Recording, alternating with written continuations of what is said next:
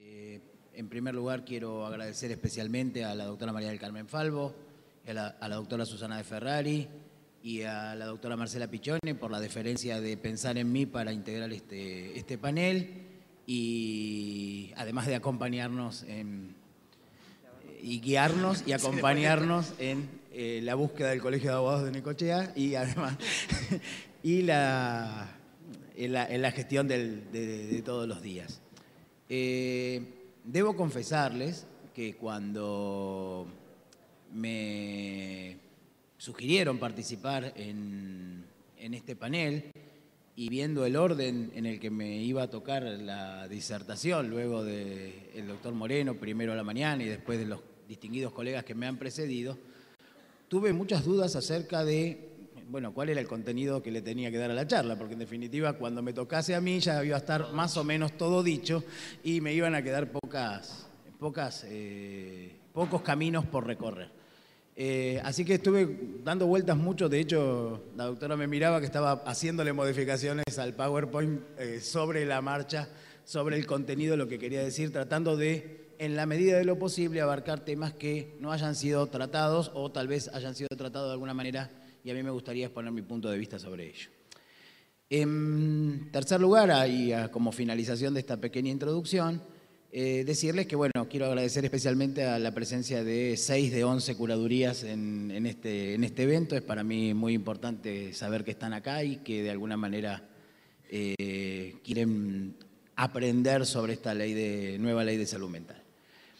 Quienes me han escuchado en las jornadas anteriores hablando de derechos humanos de las personas con padecimiento psíquico y los roles de los asesores, defensores y demás, saben que desde nuestro lugar veníamos proponiendo una reforma integral del régimen de capacidad del Código Civil para que éste sea adecuado a las normas internacionales de derechos humanos ratificadas por la República Argentina. En especial, la 26378, la Convención para los Derechos de las Personas con Discapacidad, que entendíamos que su artículo 12 era incompatible con el régimen de capacidades del Código Civil. En ese marco se ha dictado la Ley 26657, de la cual Andrea me consta, yo también y varios de los que estamos aquí, hemos participado también en el apoyo a la sanción de la norma y hasta en algunos casos en el proceso de redacción de ella, colaborando de alguna manera con sus autores. Y yo diría que en todo ese proceso que derivó en la 26657, se siguieron los siguientes 4 ejes centrales que, a ver si lo puedo hacer avanzar, que son los siguientes. Cuando se promovía la reforma de la ley en la Argentina, adecuándola a los principios de la Convención, se pretendían estos 4 ejes, si se quiere. Reformar el sistema de capacidad del Código Civil para adecuarlo a las normas internacionales y a los avances de la ciencia en salud mental. Cambiar el modelo de atención en salud mental abandonando el modelo manicomial. Restringir las internaciones psiquiátricas y respetar la autonomía personal del enfermo mental. Estos son, a mi entender, los 4 ejes que intentó recorrer la ley 26657. ¿Sí? Ahora, he aquí un problema. Una cuestión es la intención, lo que se quiso hacer, y otra cosa muy diferente es lo que se plasmó en la norma. Entonces, si uno analiza, por ejemplo, el último punto, respetar autonomía, la autonomía personal, y lo compara con el 152 ter, se va a encontrar que allí no hay un respeto verdadero por la autonomía personal del enfermo mental. O sea, no siempre que se tiene una buena intención, el resultado es correcto en el sentido de la aplicación de la norma propiamente dicha. Y aquí también hay que hacer una consideración a algo que adelantaba el doctor Moreno hoy por la mañana. Quienes me han escuchado en alguna otra conferencia ya saben que voy a decir esto. Las leyes no cambian la realidad. ¿Sí? Y la falta de recursos es la que determina la realidad. Entonces, nosotros podemos hacer una hermosa ley de desmanicomialización, pero si no ponemos recursos económicos en los efectores y capacitación en los efectores para que esa ley sea verdad, la ley quedará simplemente en letra muerta y servirá para foros, debates y demás, pero no para cambiar la realidad de las personas que nos toca atender o que nos toca apoyar o asistir. Así que este es un planteo esencial. O sea, la ley sola no nos va a servir. Aún la mejor ley no nos va a servir si no aplicamos específicamente recursos y capacitación a la aplicación de esa ley o de esos principios. Yo me acuerdo que hace un tiempo participé de varios encuentros en un hospital monovalente donde trabajábamos caso por caso la posibilidad de externación o mejoras en la calidad de vida de diferentes representados de distintas curadurías. Y me acuerdo que una de las médicas del hospital me dijo muy suelta de cuerpo en determinado momento: ¿pero para qué les vamos a buscar casitas afuera? Si acá hay un montón de parques, ¿por qué no las hacemos acá, las casas? Y porque acá es adentro del manicomio también, esa era la respuesta. Ahora, el problema era que a ella no se le ocurría, como efector del sistema, no se le ocurría que una persona que vivía en el hospital podía vivir afuera. Entonces, como no se le ocurría, le parecía que la mejor solución era tenerlo dentro del hospital, aunque sea en una casita y no en un pabellón, como si la realidad cambiase de una casita a un pabellón dentro de la misma institución. Es decir, que esto es lo que la ley, lo que tienen enumerado allí son las intenciones de la ley. Ahora, la ley, para que sus intenciones sean realidades, debe tener recursos y fundamentalmente en algunos puntos debe tener reformas, porque está mal hecha, o sea, hay puntos que están mal hechos. Me voy a detener primero en las dos reformas al Código Civil, el artículo 152 ter y el artículo 482 del Código Civil. Les leo el texto del artículo 152 ter, que ya ha sido analizado por algunos de quienes me precedieron. Las declaraciones judiciales de inhabilitación o incapacidad deberán fundarse en un examen de facultativos, conformado por evaluaciones interdisciplinarias. No podrán extenderse por más de 3 años y deberán especificar las funciones y actos que se limitan, procurando que la afectación de la autonomía personal sea la menor posible. ¿Sí? Aquella intención de limitar en la menor medida posible las capacidades de la persona. Problemas que a mi entender tiene esta redacción de la norma. En primer lugar, y la primera pregunta que surge es si este artículo 152 ter crea una categoría nueva de incapacidad o de capacidad limitada, para decirlo en los términos de la ley. ¿Y por qué me pregunto esto?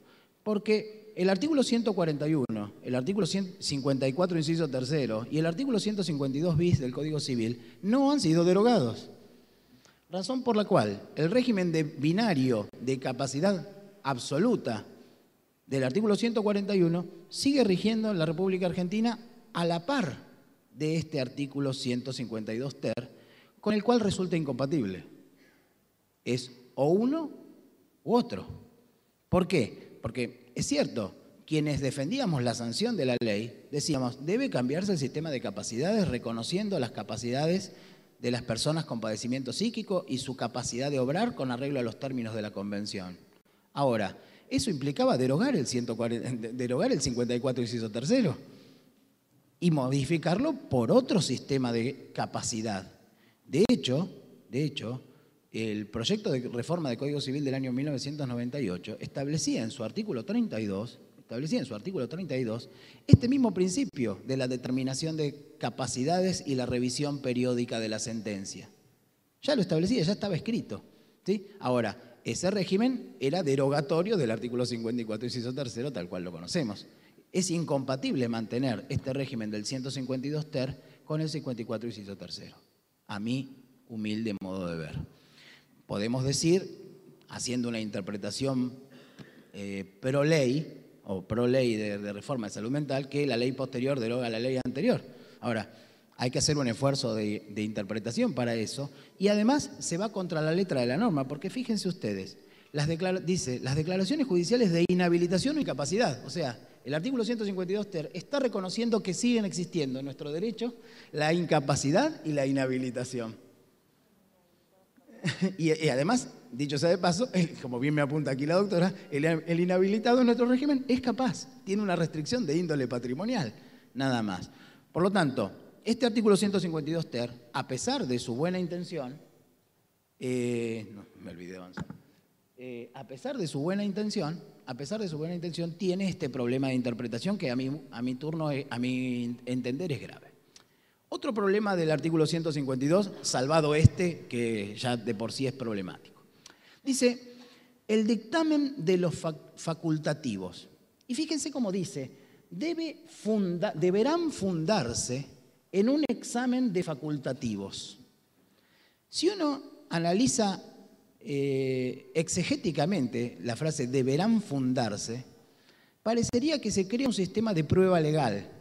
Es decir, el examen de los facultativos es vinculante para el juez sobre la declaración de incapacidad o inhabilitación eventualmente. ¿Se entiende? O sea, no es que el juez evalúa el examen pericial y luego de evaluado el examen pericial determina si encuadra en el 141, en el 152 bis o en el 152 ter, sino que dice deberá fundarse. Parecería estar atado, obviamente, escapa al análisis de este espacio, analizar las reglas de la sana crítica y entender que la ley no ha querido decir que los dictámenes son obligatorios para los jueces, pero en el texto legal, tal cual como está redactado, ello allí aparece. Otro punto interesante que trae polémica, y voy a entrar muy brevemente a él, es quiénes son los profesionales que integran el equipo interdisciplinario de facultativos a los que se refiere la norma. Mayo y Tobías van al diccionario de la Real Academia Española y citan lo siguiente con criterio. La acepción séptima de facultativos es relativo al médico y la acepción tercera es persona titulada en medicina. Sin embargo, el artículo 8 de la ley, cuando se refiere a la atención en salud mental, a la atención primaria en salud mental, dice que los equipos interdisciplinarios están integrados por área psiquiátrica, área psicológica, área de trabajadores sociales, áreas de enfermería y áreas de terapistas ocupacionales. Si el artículo 152 ter, cuando se refiere a facultativos, se refiere a esta enumeración que hace el artículo octavo, nosotros podríamos decir que de esa lista solo los dos primeros eventualmente podrían estar vinculados. Claro, ahí los mismos autores que acabo de citar dicen que la acepción quinta habla de especializado o técnico, pero hacen una distinción que puede ser interesante, porque esto además deberá ser, a mi entender, regulado por el Código Procesal de la Provincia de Buenos Aires, no es algo que esté delegado a la Nación. Ellos lo que dicen es que los trabajadores sociales, los enfermeros y los terapistas ocupacionales son importantes en el proceso de rehabilitación de la persona y no tanto en el proceso de diagnóstico de la enfermedad propiamente dicha o del encuadre de esa persona. Pero bueno, es un tema que la ley en principio no resuelve y que va a tener que resolver la ley provincial en ese sentido, porque no hay otra posibilidad. Bueno, otro tema que se me ocurrió como duda, es solo una duda, pero dice que hay que designar las capacidades en la sentencia, o sea, los actos que la persona puede hacer. ¿Esa enunciación será meramente enunciativa o taxativa? O sea, todo lo que no está allí. O sea, se enuncian una serie de actos. Los que no están ahí, ¿se pueden hacer o no se pueden hacer? Si el proceso fuera de capacidad propiamente dicho, uno podría decir, bueno, aun cuando no esté escrito lo puede hacer. O, dicho de otra manera, solo lo restringido es lo que está escrito que no puede hacer. Y eso tiene un problema importante que, les digo la verdad, en el caso de las curadurías oficiales no es un problema porque los nuestros son pobres de toda pobreza, pero sí afecta la seguridad en el tráfico. O sea, hoy la inscripción de la sentencia de incapacidad en los registros del Estado Civil y capacidad de las personas otorgan cierta seguridad en el tráfico de los negocios jurídicos, ¿sí? En cambio, estas declaraciones parciales hay que ver cómo se inscriben y cómo influyen ellas en la seguridad en el tráfico, que les repito, tratándose de personas vulnerables, y en el caso especial de la Curaduría Oficial no son estrictamente personas que intervienen demasiado en el tráfico económico, pero lo cierto es que allí está el problema. Otro tema interesante que trae la norma y que me parece importante que lo pensemos, yo no tengo respuesta para esto, es ¿qué pasa si pasan 3 años y no hay un nuevo examen? O sea, se dictó la sentencia con estos exámenes de los facultativos, pasaron 3 años y nadie revisó eso, nadie instó la revisión, no se reunieron el equipo interdisciplinario, no se evaluó nuevamente a la persona. Se cae la sentencia, sigue vigente, hay que reinscribirla tal cual se dictó. O sea, esto no está resuelto en la norma, eventualmente sí entiendo que podría ser resuelto en los códigos procesales locales, pero algún efecto tiene que tener el paso del tiempo sin revisión, ¿sí? Tampoco está dicho desde cuándo corre el término, desde el momento en que se dicta la sentencia, desde el momento en que va en revisión al tribunal en pleno, en los tribunales de familia o a Cámara en el orden nacional, eso tampoco se establece. O sea que, y aclaro esto, esta es una, si se quiere, primera aproximación a los problemas jurídicos que plantea la norma, porque la norma es muy reciente todavía, así que no descarto que se me ocurran otros. Por ahora son estos los que se me han ocurrido. Vamos con el otro, con el 482. Voy bastante bien, ¿eh? Ahí está. Dice el nuevo 482. No podrá ser privado de su libertad personal el declarado incapaz por causa de enfermedad mental o adicciones, salvo en los casos de riesgo cierto e inminente para sí o para terceros, quien deberá ser debidamente evaluado por un equipo interdisciplinario del servicio asistencial con posterior aprobación y control judicial. Las autoridades públicas deberán disponer el traslado a un establecimiento de salud para su evaluación a las personas que por padecer de enfermedades mentales o adicciones se encuentren en riesgo cierto e inminente para sí o para tercero. A pedido de las personas enumeradas en el artículo 144, el juez podrá, previa información sumaria, disponer la evaluación de un equipo interdisciplinario de salud para las personas que se encuentren afectadas de enfermedades mentales y adicciones, que requieran asistencia en establecimientos adecuados, aunque no justifiquen la declaración de incapacidad o inhabilidad. Este artículo reemplaza a uno anterior, que ya había sido en su momento uno de los artículos más importantes, tal vez originarios de Vélez, y luego con la reforma de la 17711. Ahora, pero a mí se me han ocurrido las siguientes dudas con relación a su redacción tal cual ha quedado conformada. La primera de ellas es, ¿los que no han sido declarados incapaces no se pueden internar? Porque el primer párrafo, fíjense cómo dice, no podrá ser privado de su libertad personal el declarado incapaz. O sea, el no declarado incapaz sí puede ser privado de su libertad, o sea, mirando la norma a contrario sensu. ¿Sí? La segunda posibilidad es, ¿a qué incapaces se refiere? ¿A los del 141? ¿A los del 152 bis? ¿A los del 152 ter? Tampoco se aclara. Por otra parte, los del 152 no son incapaces, o sea que está claro que a eso no se refiere. Y a los del 152 ter tampoco, porque tampoco son incapaces. O sea, queda restringido la norma o la aplicación de esta norma exclusivamente a los incapaces del 141 eventualmente. Acá hay un tema interesante. La norma arranca hablando de privación de la libertad, pero a continuación traslada la decisión acerca de la privación de la libertad de una persona a los equipos interdisciplinarios. Y los jueces aparecen a posteriori aprobando.